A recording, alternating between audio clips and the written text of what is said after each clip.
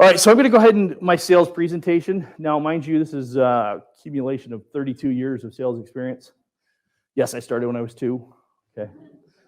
But this is what I've done with this presentation is kind of put together some insight of what I've gathered over the years. And hopefully you guys are going to find this valuable. But the first thing I need everybody to understand and accept is that sales is a mindset and everybody is in sales. Okay, would everybody agree with that? So everything in life is a sale. Whether you realize it or not, you are always selling. From selling your ideas to your boss, to your partner. You're selling to your partner that you want to go on a vacation. It's the vacation that you want to go on, right? So you're selling them on why they should go on that vacation as opposed to the one that they want to go. Sales are an integral part of our life. There's too many people that believe sales is somebody else's job. And that's the opportunity is that people, when they realize that everybody's in sales, it's a skill set. It's a skill set that can be developed.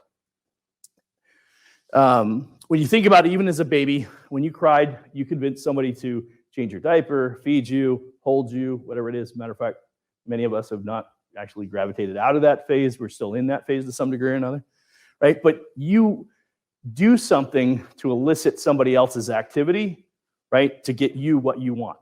That's a sale. A sale was made there, right? Too many people disregard that and don't treat that the way it is. Now, sales is not the slimy, and the irony is, when I got into sales, I did not intend to get in sales. It was by accident. But as I realized what I was really doing is I was actually solving people's problems. In the early days, it was communication solutions. Then later on, it was other opportunities that I had. And each time I recognized what all I'm really doing is solving somebody's problem. And the better I was at solving somebody's problem, the more money I made. Had nothing to do with actually selling somebody, had everything to do with understanding what somebody needed and how to actually get that for them. So sales is a crucial life skill. It's not just a job or a role or an organization. It's a skill that everyone should have. Knowing how to sell will help you in every aspect of your life, from personal relationships to business success. Finding the right partner, that's a sale. If you ask my wife, she will tell you I sold her. I sold her on why she needed to go out with me. It's an interesting story. I took a 10-week salsa dancing class just to get my first date with my wife, right? And it was a sale. I worked it. Right? I did my due diligence. I understood what she liked. The entire thing, if you think about it, right? I understood what she liked to do. I understood what kind of food she liked. I literally planned everything out so that I could win her over.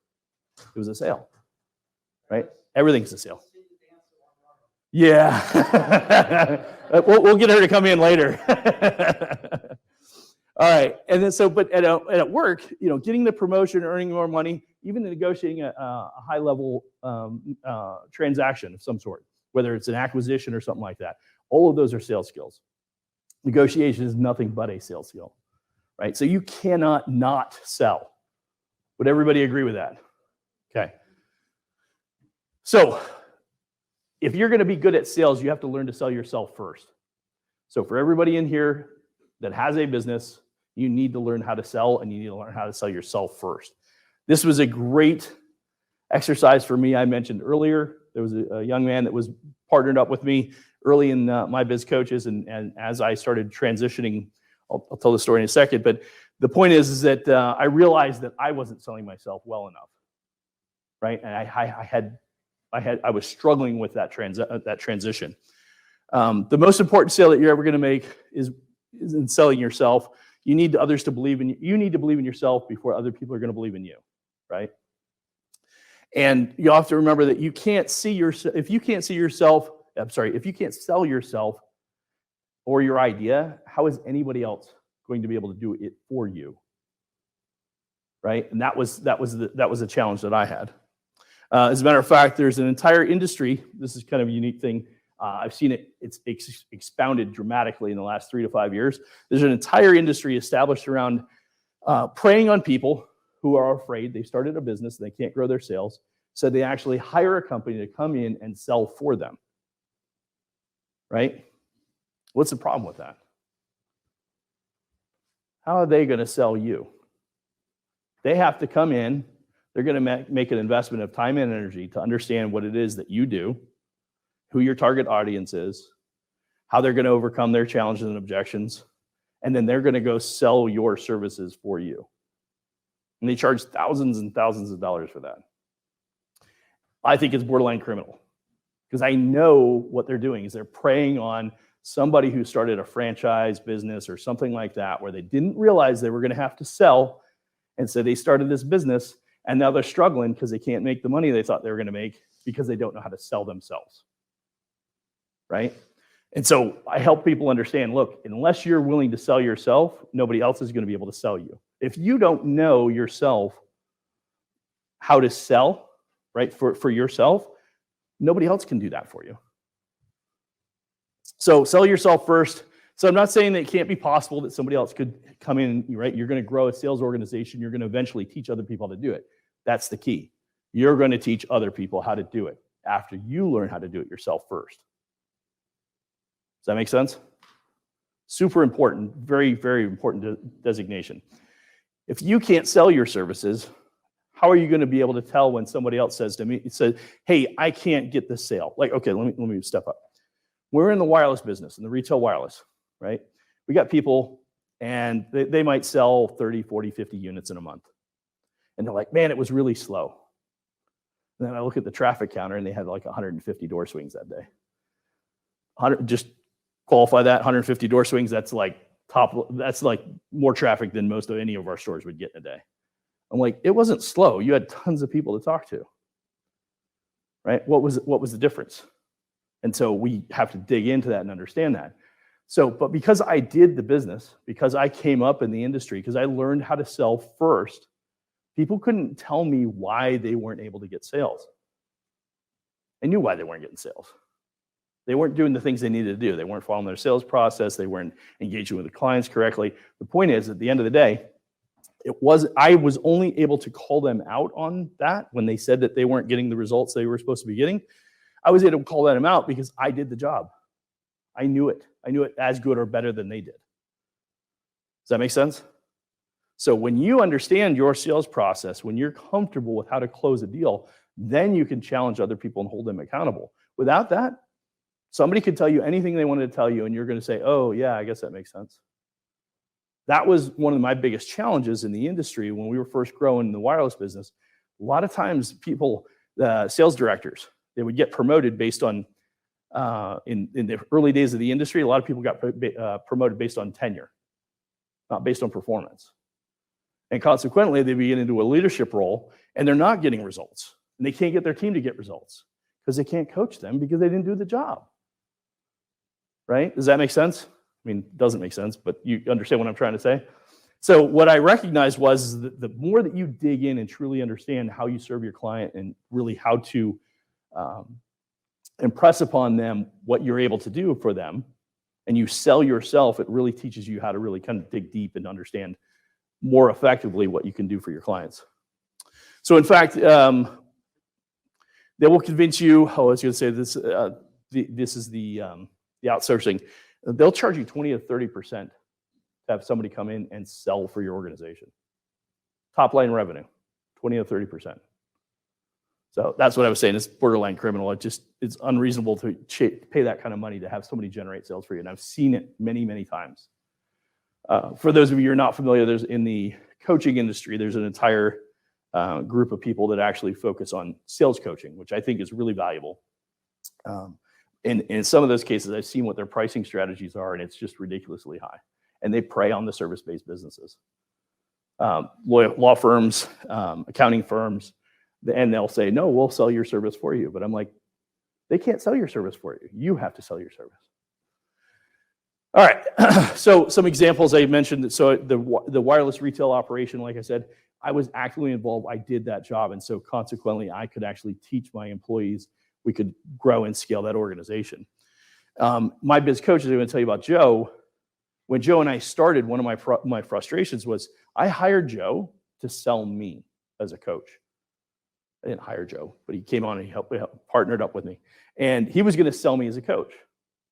right? And I literally, this is the epiphany. I'm like, Joe, you're not closing any deals. And we got into a tiff on the whole thing because I'm like, you haven't gotten any clients. You've had like 12, 13 different conversations. You haven't closed a single client. And so what was funny is it was like the next week I came back from a sales conversation with a client, and a potential client, I should say. And he was trying to tell me what I should have done differently in the sales conversation. And I'm like, I really appreciate your feedback, Joe, but the reality is you haven't sold anything. So until you start selling something, I'm going to kind of do what I'm doing. All right. But that was what I realized is like, how is he going to sell me if I can't sell myself? And so I needed to double down and get better at what am I doing for my clients? How am I helping my clients? And the more I dug into that and understood that, the better I was in converting my clients. So first and foremost, you have to have a positive attitude and you have to have confidence. I'm sure that anybody who's done any sales is very familiar with that. It's extremely important that you have confidence. People won't buy from somebody who doesn't have confidence. And obviously a positive attitude. Nobody wants to buy from Eeyore, which Brandon likes to call me Eeyore from time to time. A positive attitude is essential to succeed in sales. You need to have a can-do attitude, persistent in the face of rejection. The hardest part about being good at sales is keep coming back after being told no many times, right? You have to have the confidence to muscle through the difficult days. The reality is this is tough. It's hard to keep coming back. I'm not that outgoing personality, charismatic person that's just like, oh, this is awesome. I can all day long, everybody buys from me. No, I had to develop an entire process.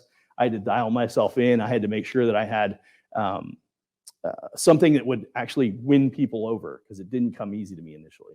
I'm a very analytical person, so transitioning to sales required me to really kind of build a process. And even the best salespeople have slumps and opportunities to overcome poor performance. So having the right attitude is super valuable.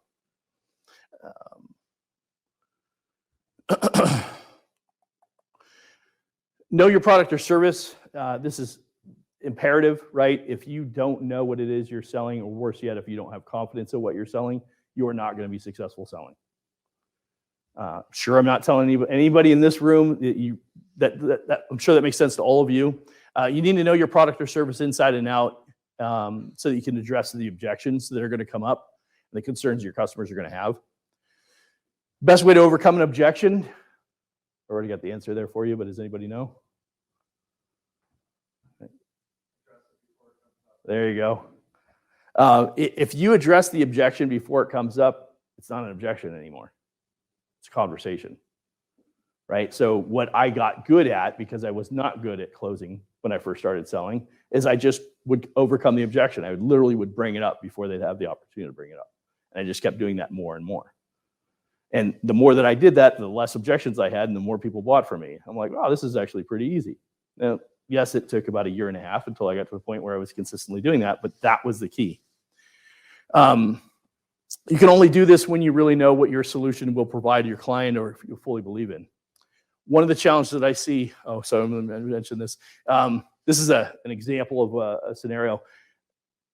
Literally use this verbatim in many cases. So I see that you're thinking this is an expensive program. This is overcoming an objection before it even comes up. So you may be thinking it's an expensive program, and yes, it is not cheap. However, compared to the ability to improve your productivity by 20% in 6 months with your business that does $3 million a year, that's a bargain at $50,000. So quick math, 20%, $3 million, $600,000 at 50%, that's a 10x return. What client is going to say no to a 10x return? Right? But you have to know that, and you have to know the numbers, and you have to know how you're going to make that impact to that client to be able to make that statement that way. Does that make sense? Knowing your product and service, you have to listen more than you talk, right? Most people that I see in sales talk way more than they should, right? Most of them talk themselves right out of a sale. You listen more than you talk. Listening is an essential part of sales. You need to listen to your customers' needs and concerns before you can offer them a solution. What I often see people do when it comes to sales specifically in regards to listening, I know what I want to sell you. Just because I know my products and services, I know what I want to sell you. And so what I do is I just start spewing at you, right? So I just start dumping on you what I think you should buy, as opposed to listening to you and hearing what you have to say, and then allowing you to basically sell me on what you want. That's the key to sales. You're not selling at that point, right? I just listen to you, hear all your hot buttons, all the things that you're concerned with, and then I basically just tell you back what you told me. And I'm like, oh, so basically what you said was you need this, this, and this because of these reasons, right? That's the effective way to sell. Now, that requires you to actually do some due diligence in advance and understand who your client is, like I said earlier, and understand what it is they're looking for. Know their language and their triggers, right? The better you know your client, the easier it is to sell. If you truly understand what their challenges are or what's important to them. For instance, if you're in a service-based business, and when we say service-based business, right, it means that you're providing a service, right? So why would it be that if you had a service-based business, you wouldn't fully serve your client? Right? And so what we find a lot of times with our clients is that we go through this process and they don't have a follow-up service to their client. So they get client onboarded, but then they never follow back up with them and say, hey, how are things going? And there's many different ways that we can incorporate that, but the reality is there's a big missed opportunity there. So you understand their language and their triggers. What are the things that are really important to them, because you want them to know that you got them. Right? You want to show empathy. When you show empathy, people recognize that you care what's important to them. And remember, everyone wants to buy and nobody wants to be sold. Has anybody ever heard this phrase before? Right? Yeah. So now if you're old enough to remember the Glengarry Glen Ross, right, from the 1980s, you probably heard the always be closing, right?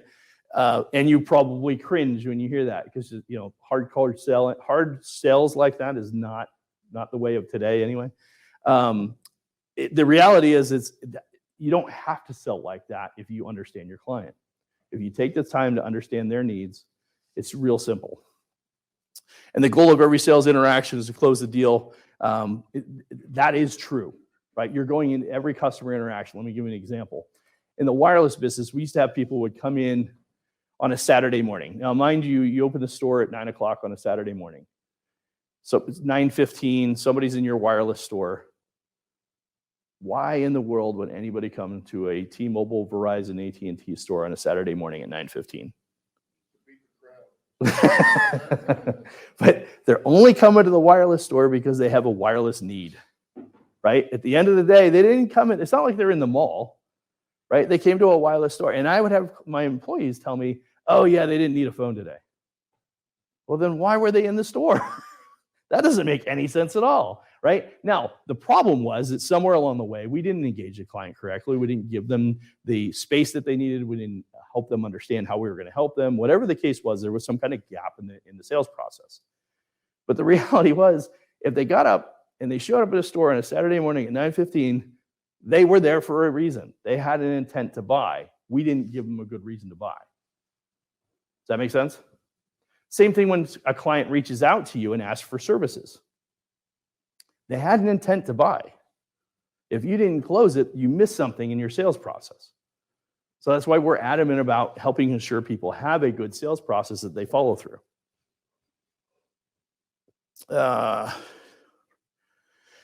In retail, it was getting the client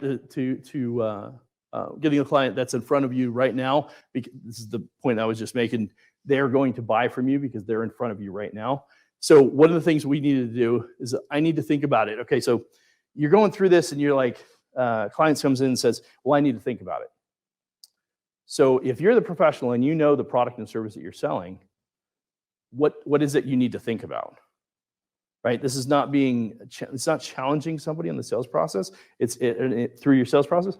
It's helping somebody understand, hey, if you have a question, I'm the person that's going to help overcome that challenge, right?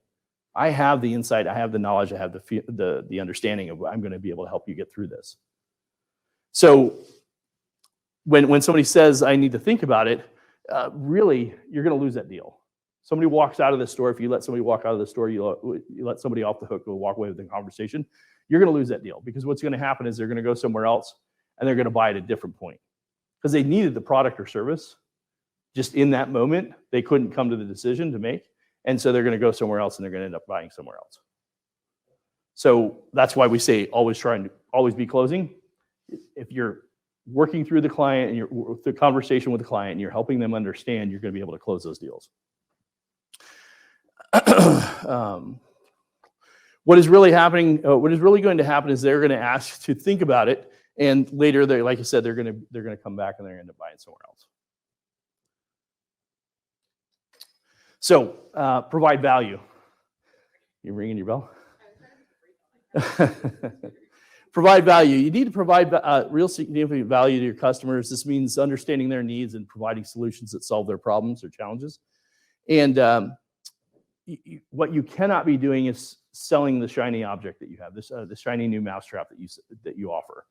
What you really need to do is you need to go in and understand what it is that they're looking for and what they need to solve their problems.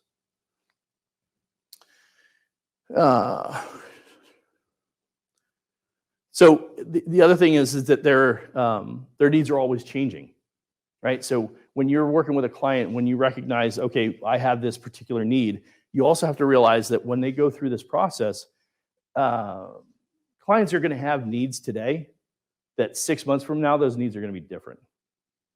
9 months from now, 12 months from now, a year from now, a year and a half from now, needs are going to be different. And so you have to adjust accordingly. And what your positioning is each time when you engage with them, it needs to be relevant for what's important to them at that point in time.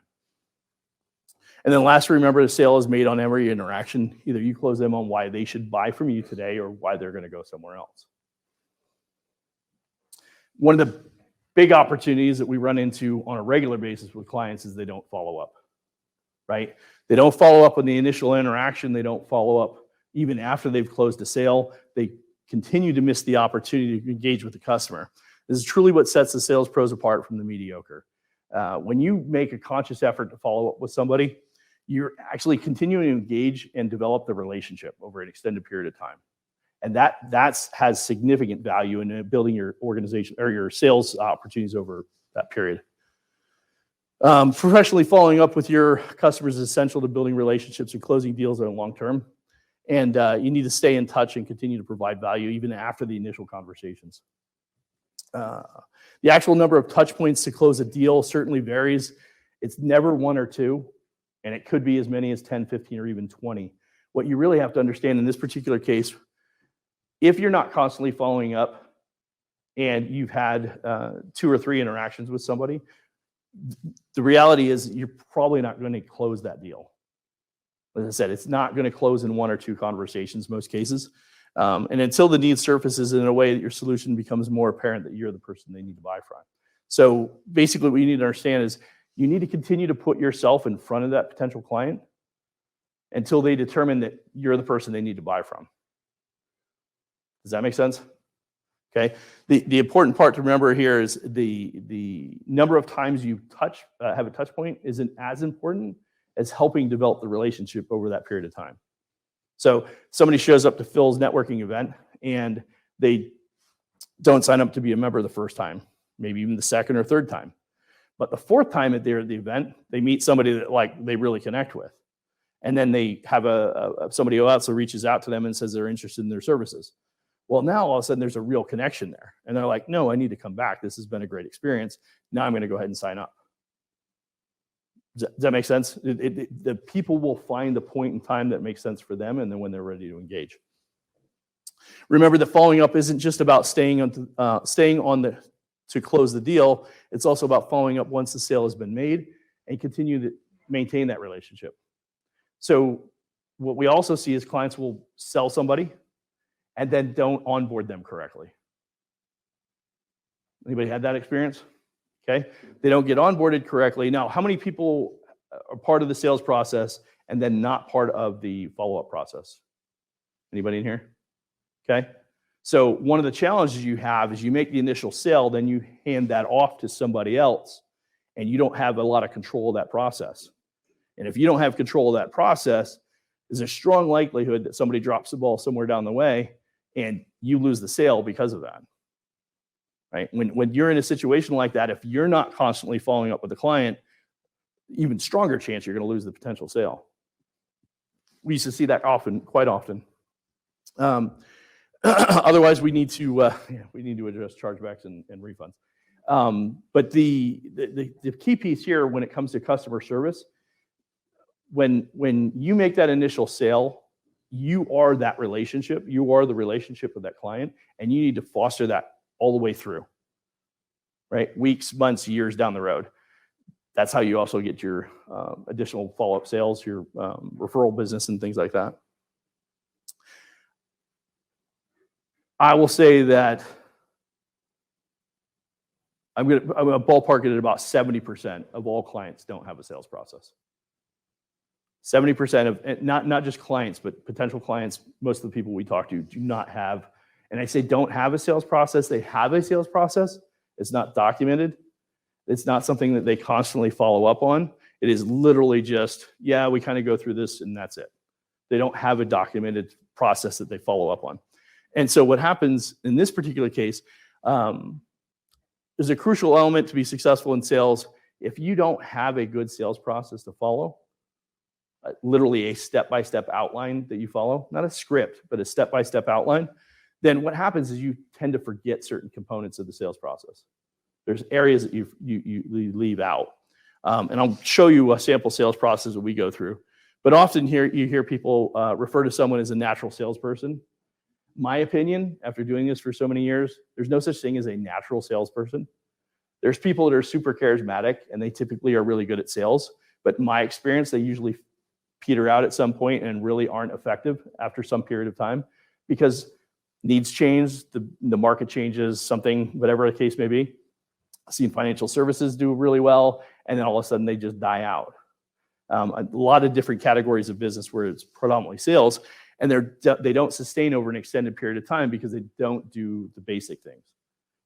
What separated me as a salesperson from most of the other people was the fact that I had a dedicated sales process that I followed all the time, and I did all the seven steps that we covered every time. And it was like clockwork. It just do the things that I'm supposed to do.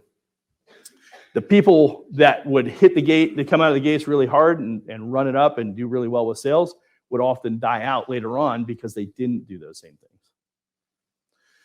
things. Think about the real estate agents that get pushed out of the industry every time the market correction. Seeing a little bit of that right now, right? Or the mortgage producers, right? The refi business dried up and all of a sudden there's 100,000 less mortgage producers out there, right? The reality is that these are people that are getting ousted from the whatever industry they're in because they don't have a good process to build their business.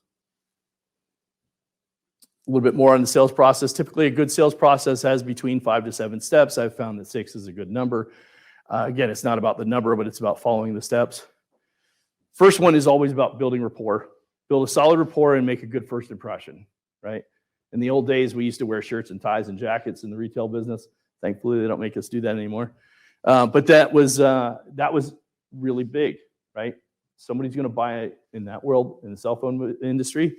If somebody's going to buy a cell phone from you, they want to think that you're an upstanding person, right?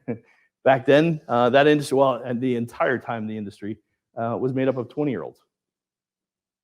And so getting a good first impression was super important in how they did that. Ask effective questions and listen intently and actively. So you guys know the difference between listening actively, right? Nodding, going along, following along. But asking good, intelligent questions. One of the best sales transactions I had early on in the industry. I'm working with somebody and I said to him, where are you going to be using this cell phone? I'm going to be using it in Pine Top. And it's turned into this whole conversation that he owns a house. He lives in Maricopa, but he has a house in Pine Top. And I said, how often are you going to use it in Pine Top? Or how often do you go up there? About once a month for a long weekend. Okay. By going through that process and understanding exactly what was important to him, I recognized, you know what? At this point in time, my service isn't going to work for you. As much as I want your sale, this doesn't make sense. Because I listened to him and I understood that it was going to be really important for him to be able to do that because he does business up there and the phone's not going to work where he needs it to work. So I told him, I appreciate it, but I can't take your business. Sent me 10 referrals. 10 referrals probably over the next 60 days. because the integrity. But the main thing he said, he's like, you actually listen to me. Nobody else ever listened to me. He goes, when I go in and I talk about this, and then this is the concerns that I have with my business, he goes, you actually listen to me and you actually solve my problems. Always talk about the client's needs, not your solution. At this, that's probably the biggest thing people just want to spew out, right, and dump on people. When you're ready, make a strong recommendation. When you make a recommendation, make a strong recommendation.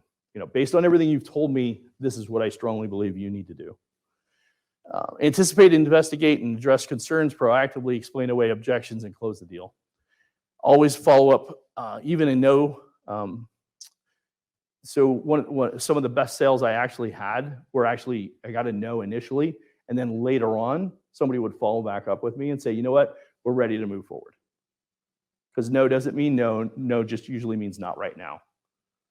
My need isn't pressing enough.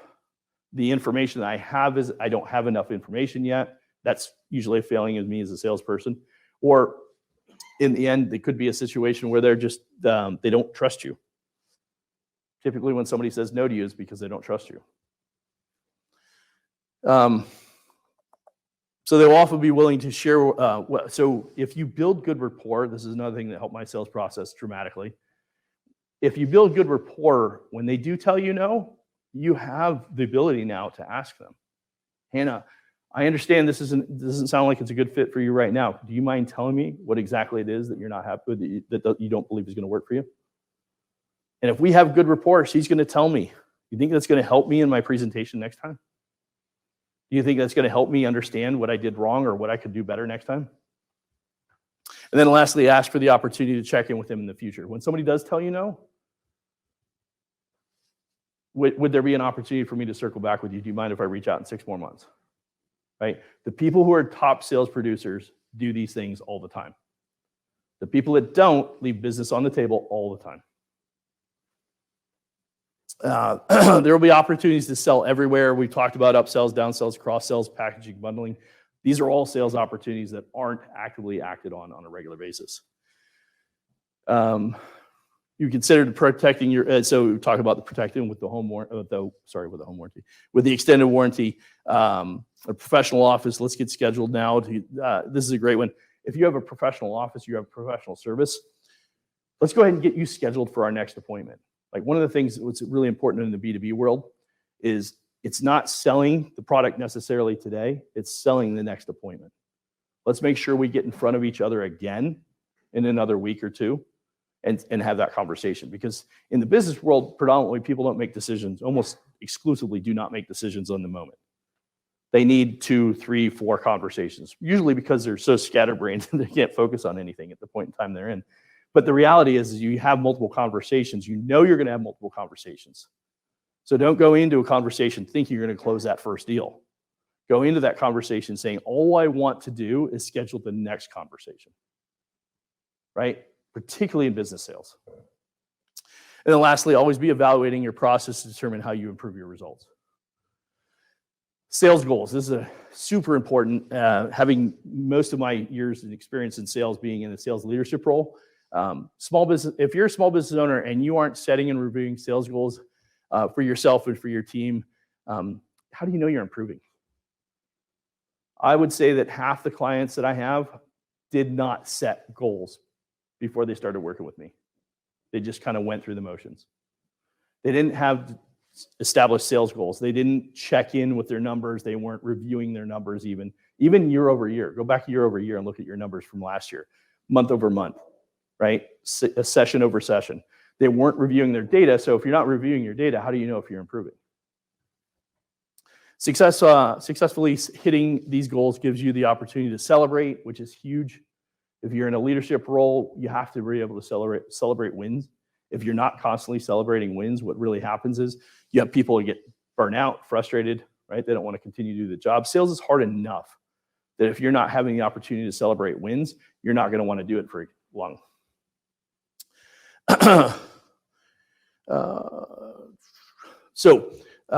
Best Buy employees are not paid a commission. They receive rewards for selling extended warranties. The money to reward them comes from these extra sales. It's a clear win-win when it's done correctly. So the point is, in that particular case, It doesn't even have to be commissions that you're offering to push people to do these incremental sales, but you do have to reward them in some way. Developing a rewarding compensation plan is extremely important. The biggest mistake I see here is that people don't know how to build it into their financial plan.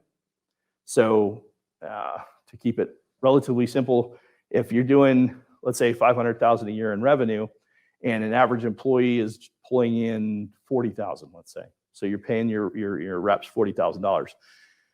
If you want them to be motivated, they have to have a compensation plan that's relevant and commiserate for what they do.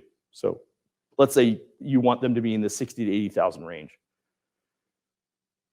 You have to build the plan in a way that their performance, the number of transactions that you want them to do, not only gets them to that $60,000 to $80,000 in commissions or total compensation, but in addition to that, you have to back it into your P&L and make sure that that makes sense. As I've seen people write a compensation plan for their employees, and they don't truly understand that. And I'm looking at their numbers, and I'm like, you realize you're paying like 60% of your revenue to your employees through base salary and commissions. That doesn't leave a whole lot of money left over to run the business, right? But they didn't realize that, and it actually took an analysis to go back and do it. Now, actually, what I see more often than not is it's much lower. And so they pay this commission, but then they put so many benchmark thresholds and all this kind of stuff that what ends up happening is people don't make any money, and then they don't want to do it, or they don't do the extra sales. Then final note on set realistic goals. This is another big mistake that I see lots of people make in this when it comes to setting sales goals. You set really aggressive sales goals with the intent to try and push people and drive them to get these higher numbers. But the numbers are so far, like we've never done that before. That's like double what we've ever done. You're asking me to make this huge leap. Now, I'm all for BHAGs. I'm all for aggressive goals. Lloyd will tell you first and foremost that when we were at Express, we crushed numbers that we never thought we were ever going to do, but we didn't do it month over month. You didn't go from $1 million in revenue one month to $2 million the next month. It was a progressive move, right? It was like 1.1, 1.3, 1.7, right? It didn't go from 1 to 2 overnight. And so lots of times, and like I said, I'm all about BHAGs, but you have to be realistic, because if you don't set realistic goals, your team will shut down on you. And then the more employees you have with some form of a sales quota, the better. I mentioned earlier about outsourcing everything. We saw ourselves as a sales organization. I did that with my trucking business. Everybody that worked for us, 95% of the people had some kind of quota. Everybody that was getting compensated from us had some kind of quota, 95%. They all had some kind of benchmark to live up to. That kept everybody pushing and moving forward. Right? Often money doesn't need to be involved. Your goal could be, like we talked about earlier, NPS reviews. Your goal could be to get referrals. These cost very little, but it can lead to significant increases in profits because they lead future sales and less cost of acquisition. So get creative in the way that you look at your sales goals. What are the things that you can challenge people with in the banking industry? Right, it's new accounts, right, new loans, right, and how do you compensate that, and how do you challenge people to get new loans? Right, that's not an easy business, I'm sure. But having how do we set those numbers, those benchmarks for people to go after, and are they realistic goals that they can achieve? All right. With that, that's pretty much the end of my presentation. Does anybody have any questions? No? Yes. One, you bounce back and forth between the two just for fun. I love using the term goal. I hate using the term quota. Most employees respond negatively to the word quota. Most employees are very obsessive with goal. Like, this is your goal, and like, oh, okay, good, that's my goal. This is your quota. It's like, oh crap, I'm gonna get fired if I don't get it. So just verbiage. We use goal most of the time. And in management, we might actually plug it in as quotas, but just don't use it with employees. The second thing, again, we referenced this multiple times, is every single person working in an organization, you need to try to find something, an opportunity for them to stretch, to give them a goal. And if it's something that can increase business, then those are the types of goals that you want to give to people. I mean, something as simple as the receptionist, their job is to take the appointment for the next dental appointment. Well, the good dentists, they say, when would you like to schedule your next appointment? The receptionist is actually just, they're booking it right there. They're not asking you if you want to come in. They're doing it for you. They're saying, okay, you want to come the same time, in 3 months, in 6 months, whatever it is. You need to teach your people to think that way. And in many, many cases, this is sales. They don't think about it that way. You don't think, oh, they're not in sales. Everyone in your organization needs to have a goal that's going to help improve the business. And again, it's a goal. Appreciate it. I saw, yep. Are you, when you're dealing with employees and setting goals for them, are you mainly looking at annual or quarterly, or do you go all the way down to monthly or even weekly? I would do monthly and even as much as weekly and daily even. Yeah. The main reason being, so what we've found to be super successful was literally having daily goals and checking in on it. What we recognized was the longer we went in assessing performance, the more chance there was to get off track. So even like a 30-day goal sounds like, oh, it's not that far out, it's 30 days, right? And it's traditionally when you set a goal, it's a 30-day goal. The problem with that is 2 weeks into it, I'm way off track. I still have an opportunity 2 weeks in. If we don't assess it until 30 days in, and again, this is you're going through the course of the month, but if I have a daily goal, I'm checking in daily, right? I'm actually, and so if I recognize I'm off by 1 day, 2 days, 3 days, 4 days, 5 days, I can actually circle back. So I believe, we believe adamantly that you want to be checking in on your goals on a daily basis. Yeah. So you break it down to the smallest daily, for example, even at the end of the day, the person is still saying, I can still get that today. Even the last hour, I'm stretched a little bit. What you want to avoid is abandonment of the goal. If it's a weekly goal, and Eric just mentioned this, I'm 4 days in, there's no way I'm going to achieve this goal, so they abandon the goal, and now they're not trying. Yeah. So that's what you want to avoid. And by breaking it down to smaller, you're giving them a reset button every single day. So I didn't hit it yesterday, but today it's a new day. So I can hit it today. Right. Yeah, it's a great point. And the other thing that we found along with that is that you get 20 days into the month and you're nowhere near your monthly goal, you pretty much shut down the last 10 days. We literally had people just like call in sick 2 days out of, like that. That's it, because they're like, I'm not going to make, especially when your commission structure is such that like all the money's really in the back end. So if you don't achieve, you're not going to make the extra money. They're like, well, I'm not going to really make any more commissions. So why push? So that's why the comp structure is so important. So making sure if you have the daily goals, to Lloyd's point, I can still focus on the next day. Did you have a question?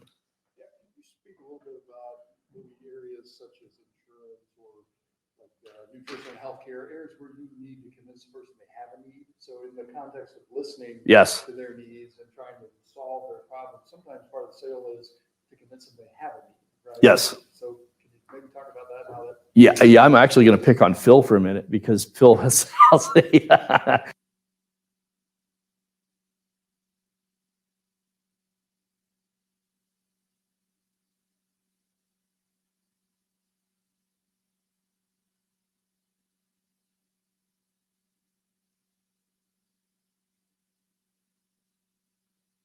It's all conversational, and it usually doesn't happen in one conversation, right?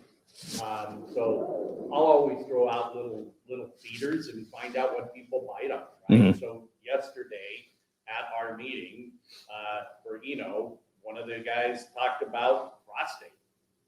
Just a little side conversation that went on, right? Mhm. I'll pick up on that piece right there. So literally today I called him and engaged a conversation on that with him because I heard something that is a possible need there. Now, Right. He was just joking around, was kind of being a little smart in the conversation.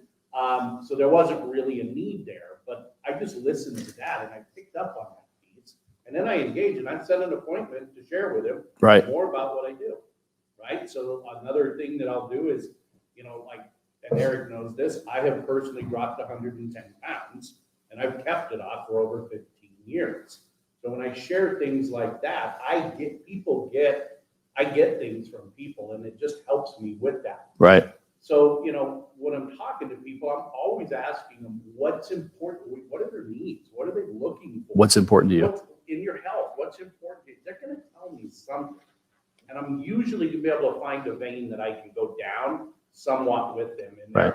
But again, for me, it rarely happens on the very first conversation. Right. Because I'm still building that trust and respect and reliability. Yep.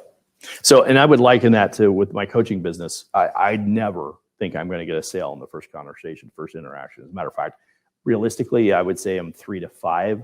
If you could call that a quick sale, it's 3 to 5 conversations, and mostly because know, like, and trust. Right, the know, like, and trust factor, that's got to build, and that doesn't happen in one interaction. But even Drissel, for instance, we've had half a dozen interactions over the last 9 months or so. No, we actually met like a year ago. But the point is that in each of those interactions, she's like, "Oh, I didn't know you did that. Oh, I didn't know you did that. Oh, I didn't know you were associated with these people." And so what happens is you never realize how much what all somebody does, and so consequently they need that time to move into that. To get more specific about insurance or fitness, I in my experience, and I liken this back to the coaching thing. I need to find out what are the pain points. What are the things that are, if you have a need for it.